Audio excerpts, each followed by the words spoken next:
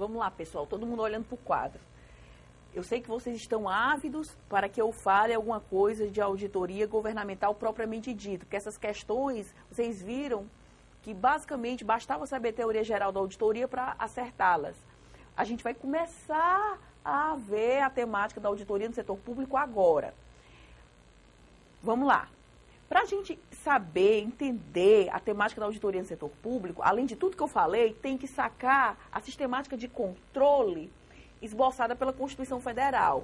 Tudo que você quiser saber de controle, ou seja, o livro do professor Luiz Henrique, do professor Carrilho, do meu adorado Valdeci Pascoal, porque eu sou fã demais dele, esses livros, eles vão se debruçar dos artigos 70 a 75 da Constituição. Ah, Ana Paula, mas é limpeza. Só 70, 71, 72, 73, 74, 75, só 6 artigos. Ah, meus amigos, isso aqui é igual a cacimba. Pense num negócio para ter água, né? Quanto mais você cava, mais água aparece.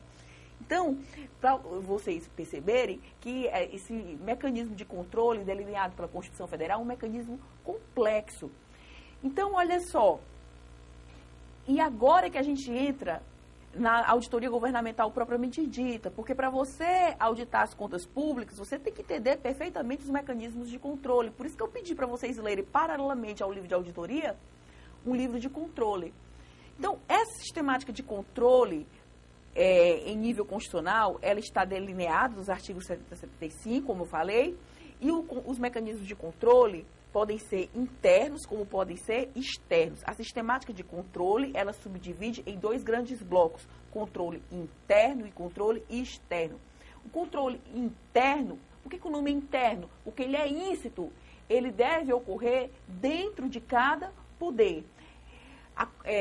Quem guarda, gerencia, administra bens, dinheiros ou valores públicos tem o dever de ser econômico na gestão desses recursos públicos. Então, a sistemática de controle interno, onde é que ocorre o controle interno? Ele deve ocorrer dentro de cada poder, porque dentro de cada poder, dentro de cada órgão, dos vários poderes, essa moçada administra, gerencia bens, dinheiros ou valores públicos. Então, tem que bem zelar pela utilização desses recursos públicos, tem que ser econômico na gestão desses recursos públicos e, portanto, tem o dever de prestar contas, tem que ser transparente, conforme preceitua o artigo 48 da Lei de Responsabilidade Fiscal, né?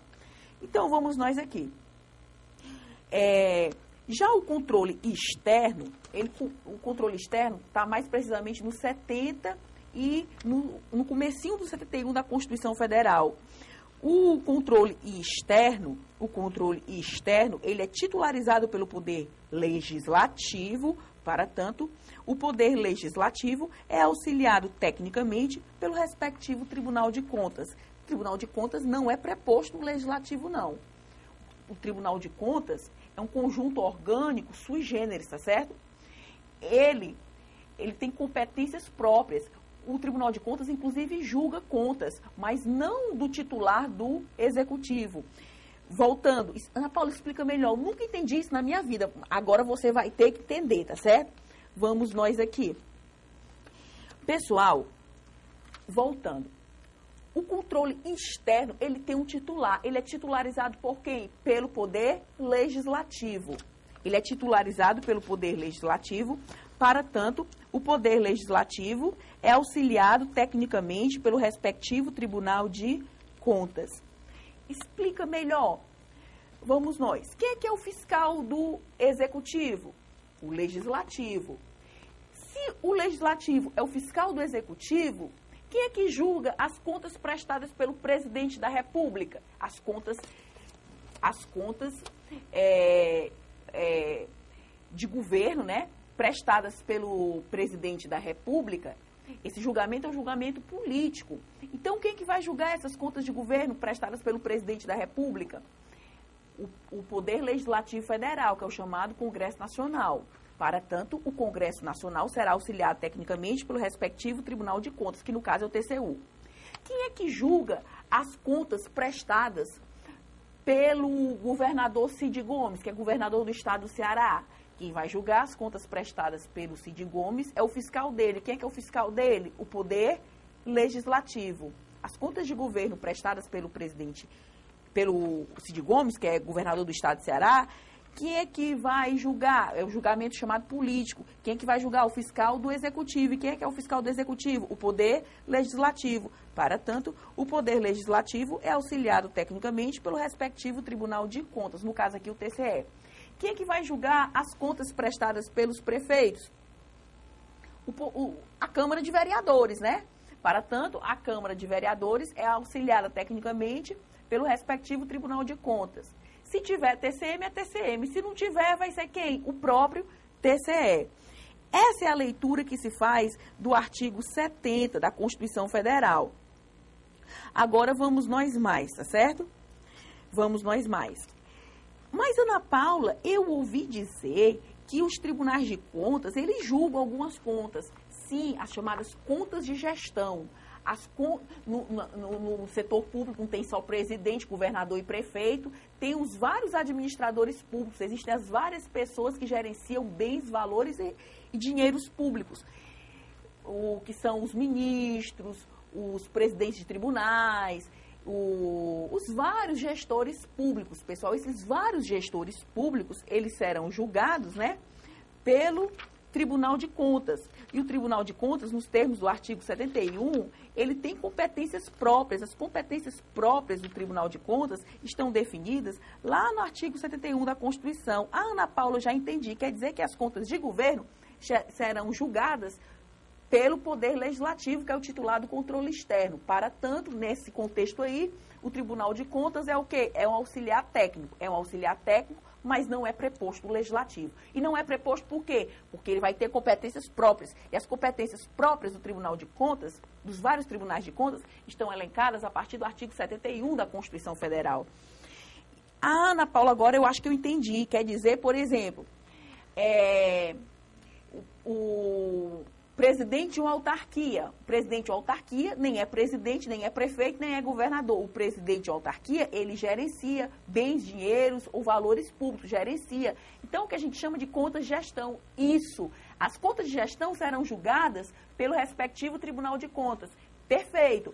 Ana Paula, e para eu entender a competência do Tribunal de Contas, eu tenho que olhar a origem do dinheiro. Se a verba for federal, esse gestor vai ser julgado pelo TCU. Se a verba for estadual, pelo TCE. E se a verba for municipal, vai ser julgado pelo TCM, se houver. E se não for, e se não houver TCM, vai ser pelo próprio TCE. Perfeito. Você começa a entender. Você poderá, a partir de agora, ler os livros, um dos 3 livros de controle que eu citei para vocês, né? Ou então ler os 3, que o ideal seria ler os 3, ou cada qual melhor que o outro. Então, vamos nós aqui.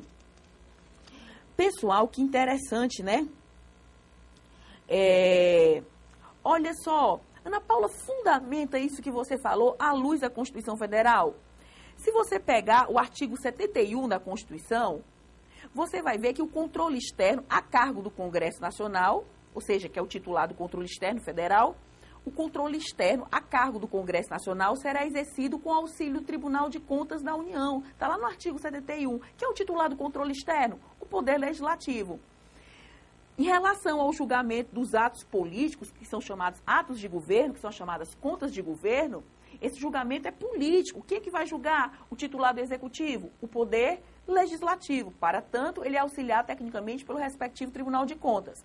Só que o próprio artigo 71, pessoal, o próprio artigo 71, ele vai dizer o seguinte: será exercido com auxílio dos tribunais de contas ao qual compete.